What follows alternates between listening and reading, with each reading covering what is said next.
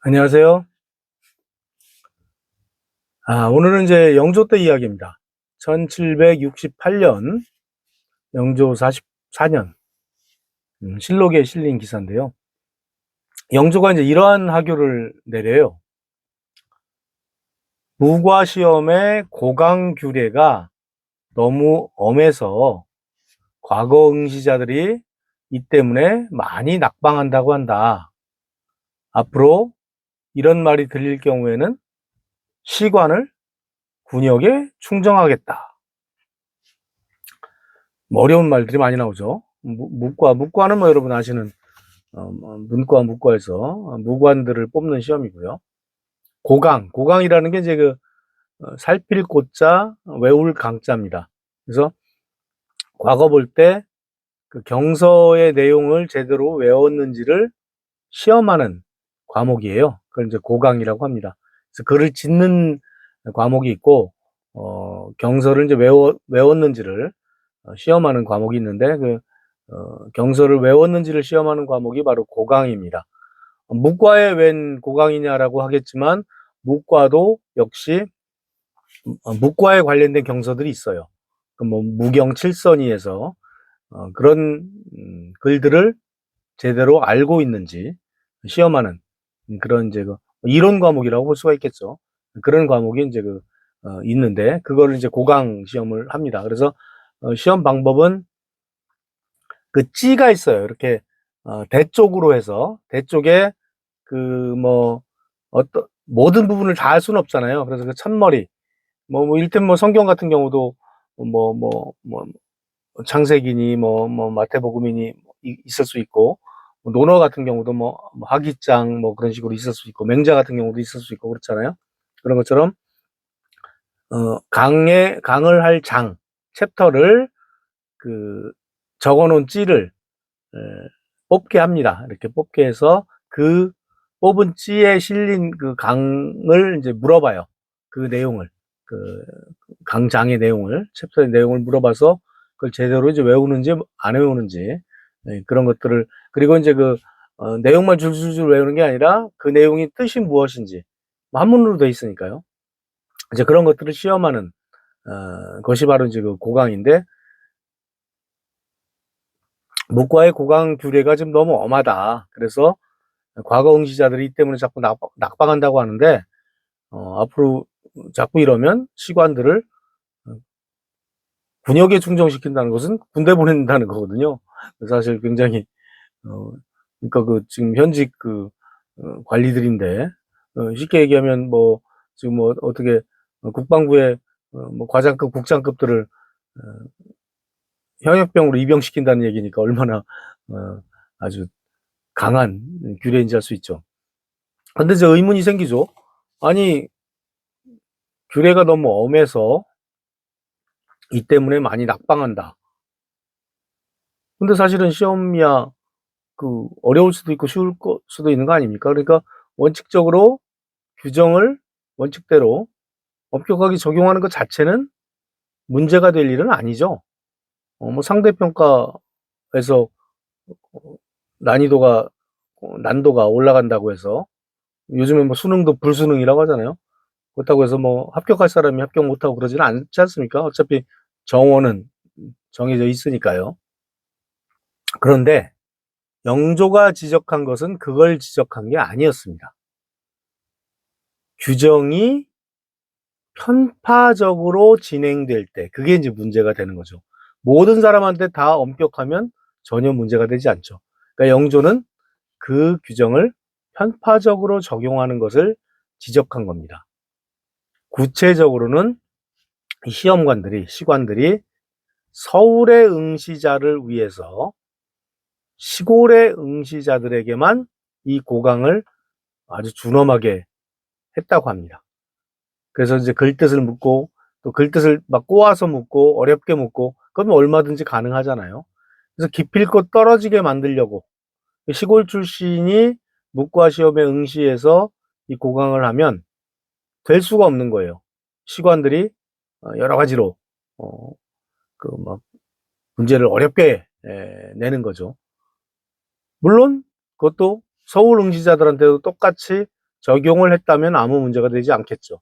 그런데 이제 서울 응시자들한테 그렇게 하지 않았다는 겁니다.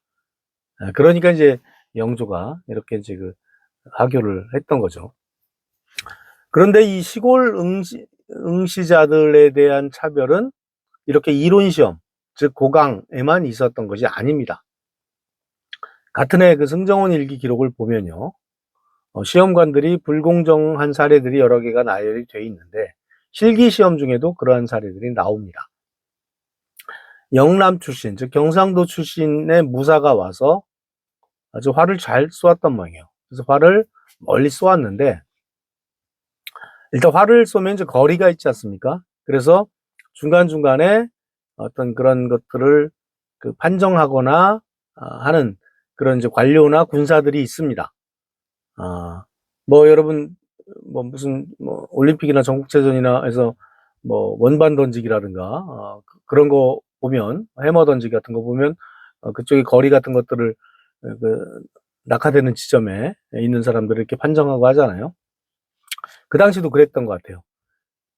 근데 그것도 이제 약간 분화가 돼 있었는데 감적관이라고 해서 감독할 감자에 이제 목적 적자인데 이제 관역이 이제 그 표적이니까 표적을 감독하는 관리다 해서 관역을 감독하는 관원이 있었고요.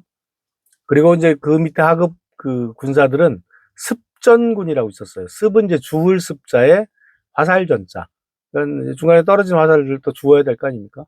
그렇게 이제 감적관하고 습전군들이 이제 그 중요한 역할을 하는데 이들이 이제 서로 짜고서 한통속이 되면 이제 부정이 생길 수밖에 없는 거죠. 그래서 그 당시는 이제 관역에 맞는가 안 맞는가도 중요하지만 거리도 중요했습니다. 관역에 이제 못 미치는 것들 같은 경우는 거리 같은 것들을 따져야 되니까요. 그런데 그 걸음수, 보수, 그 거리를 조작해서 보고하는 사례들이 또 있었다고 합니다. 특히 몇 보 이상 그런 한계들이 있을 거 아니에요. 근데 거기서 한 보 두 보를 경계선에 있는 것을 한 보 두 보를 줄이거나 늘린다면 그것은 합격과 불합격이 뒤바뀔 수 있는 것이죠. 당시 이제 그 멀리 있으니까 이쪽 그 주최하는 쪽에서 알아보기 쉽게 그 합격하면 붉은 깃발, 홍기를 들고 불합격하면 백기, 흰 기를 들게 돼 있는데 그 한두 걸음 사이로 해서 이제 영남 무인 같은 경우 그 걸음수를 굉장히 멀리 쏘았는데도 줄여서 보고해서 백기를 든 거죠. 그래서 결국 그 과거에서도 서울 출신 무인이 합격을 하는 그런 사례가 있었다고 합니다. 그 밖에도 부정은 또 여러 가지 형태로 일어났는데요. 이 서울 출신 응시자들이 이 시골 출신 응시자들을 이렇게 협박하거나 압박하거나 또 그러한 사례들도 보고가 되었습니다. 그래서 이제 서울 출신의 아주 세력 있는 집안의 무사가 그 당시 이제 그 서울에 또 무인 집안이 또 몇몇 집안이 있거든요. 대대로 무반 군영 대장을 이제 독점하는 그런 몇몇 집안들이 있었는데 아마 그런 집안의 무사였던 것 같아요. 그 무사가 시골 무사의 기세를 이제 꺾기 위해서 그 당시 이제 화살 중에 이제 육량전이라는 화살이 있었어요. 이제 쇠로 만든 화살 중에 하나인데 무게가 6냥입니다. 6냥이면 한 냥이 37.5g 정도 되니까 한 225g 정도 되죠. 이제 화살 자체가 약간 묵직한 그런 화살입니다. 그 육량전으로 시골 무사를 때렸어요. 팔을. 그래갖고 팔을 다쳐서 활을 못 쏘는 일이 있었다고 합니다. 그러니까 이제 뭐 그런 일까지 있었던 것이죠. 이제 이러한 여러 가지 사례들, 아까 얘기했던 고강에서의 어떤 문제, 그 실기 시험에서 불공정 문제, 이렇게 또 안에서의 또 약간 억압하는 문제, 이런 것들이 종합적으로 결국은 이제 하나로 귀결되는 거죠. 서울 출신 무인들, 서울에 이제 아주 세력 있는 집안의 무인들을 합격시키고 지방에 또 실력 있는 무인들은 이제 불합격시키는 그런 결과를 초래했기 때문에 이런 것들이 이제 문제가 되니까 영조가 아까 이야기했던 이제 그러한 지시를 한 겁니다. 그래서 영조가 그때 이런 이야기도 해요. 두만강, 압록강 안에 조선 응시자는 누구라도 사투리 억양과 무관하게 실력 있는 자를 먼저 취할 것이다. 그래서 편파적으로 편을 드는 것은 앞으로 엄히 다스리겠다. 이러한 지시를 함께 내립니다.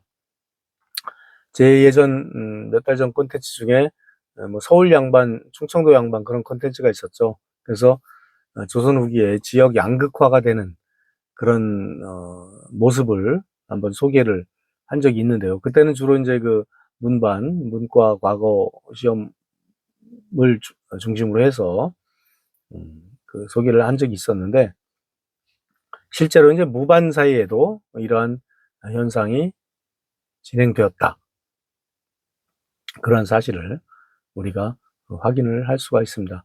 결과적으로 이제 영조 정조 시대를 지나서 세도 정권 시대가 되면 이러한 흐름은 더욱더 가속화돼서 조선 후기는 그야말로 이제 몇몇 집안이 사실은 전횡을 하는 그러한 시대로 접어들게 됩니다.